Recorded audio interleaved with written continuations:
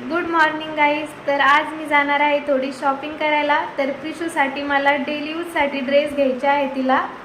तर आजचा ब्लॉग थोडा शॉपिंग स्पेशल असणार आहे. काय काय घेतलं, किती ट्राय केलं आणि प्रिशूची रिॲक्शन काय होती हे सर्व मी तुम्हाला दाखवणार आहे. तर चला आवरूया आणि निघूया.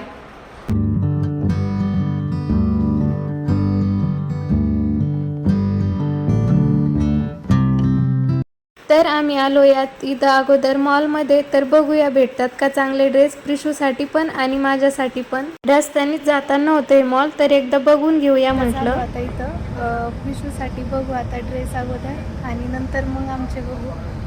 तर चला प्रिशूसाठी बघूया.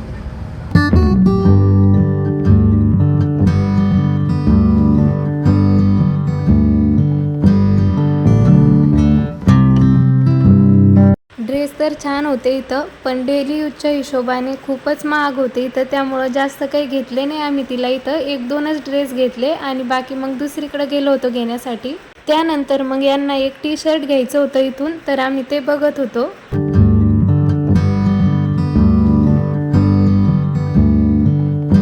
प्रिशूचे ड्रेस घेतले. आता मी माझ्यासाठी बघण्यासाठी आले आहे इकडं. बघू आता आवडते की नाही.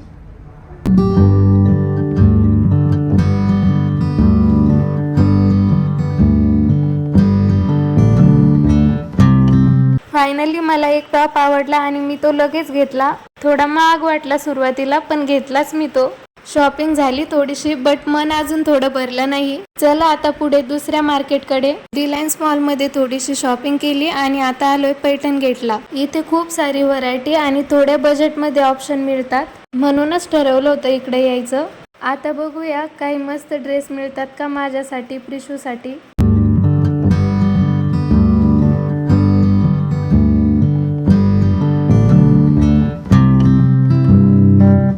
आता आलोय एका क्यूट शॉपमध्ये. तिथे प्रिशूसाठी ड्रेस बघायला चाललो. माझा गोल आहे काहीतरी क्यूट कम्फर्टेबल मिळावं. बघूयात काय काय ऑप्शन्स आहे इथे. आता मी प्रिशूसाठी ड्रेस बघते. खूप सारे ऑप्शन्स आहे इथे, पण मला काहीतरी खास आणि तिच्यावर भारी दिसेल असंच हवंय. कलर, प्रिंट आणि साईज सगळं परफेक्ट हवं ना. बघते काहीतरी पसंत येतं का आणि तुम्हाला पण दाखवते मी तिथे किती ड्रेस बघितले ते. हे बघा गाईज, किती क्यूट ड्रेस आहे इथे, पण प्रिशूला काय सूट होईल याचा विचार करताना माझं डोकं फिरतंय. त्यानंतर मग प्रिशूसाठी आम्ही बरेच ड्रेस घेतले इथे.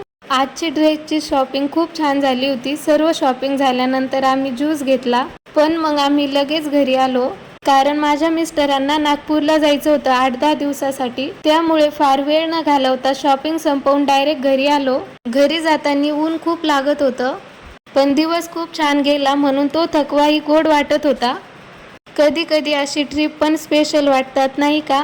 शॉपिंग संपली, ऊन झेललं, थोडं थकलो होतो, पण घरी येताच मूड झाला पॉपकॉर्न खाण्याचा. तर लगेच किचन मध्ये गेले आणि गरमागरम पॉपकॉर्न तयार केले. शॉपिंगचा दिवस खूप छान गेला, पण दिवसाचा शेवट थोडा भावुक होता. कारण काही दिवसांसाठी मिस्टर आता नागपूरला जात आहे. त्यांची बॅग भरताना मन एकीकडे थोडं भरून येत होतं, पण त्यांचं काम पण तितकंच महत्वाचं आहे. प्रत्येक वस्तू ठेवताना एक हळवा विचार येत होता, काही दिवस घरात शांतता जाणवेल, पण त्यांचं काम महत्वाचं आहे आणि माझं पाठबळ त्यांच्या सोबत आहे हेही तेवढंच खरं आहे. कधी कधी आयुष्याच्या छोट्या मोठ्या घडामोडी जास्त हलवून जातात. आशा आहे की तुम्ही हा ब्लॉग एन्जॉय केला असेल. काहीतरी छोटंसं साधं पण खूप खास.